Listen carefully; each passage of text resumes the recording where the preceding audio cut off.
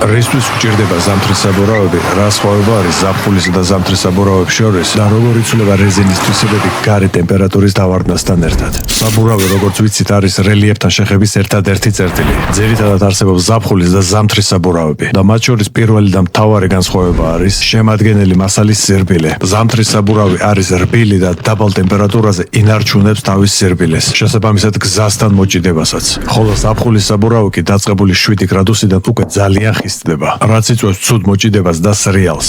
ზამთრის საბურავის მეორე მთავარი განსხვავება არის პროტექტორის სიღრმე. თოვლიან გზაზე ის ივსება თოვლით, რაც შემდგომ მოჭიდებას უწყობს ხელს, რადგან თოვლი ეწებება თოვლს. ასევე ზამთრის საბურავებისთვის დამახასიათებელი მცირე ჰორიზონტალური ღარები, რომლებიც არა მარტო კარგად ეჭიდება თოვლს, არამედ ხახუნის შედეგად გამოყოფს გარკვეულ სითბოს, რაც თოვლიან გზაზე კიდევ უფრო კარგ მოჭიდებას უწყობს ხელს. დაგეტა მოდორში თქვენ შეგიძლიათ შეარჩიოთ თქვენს ავტომობილზე მორგებული მოწინავე ბრენდების საბურავები და უსაფრთხოდ იმოძრავოთ ნებისმიერ სეზონში.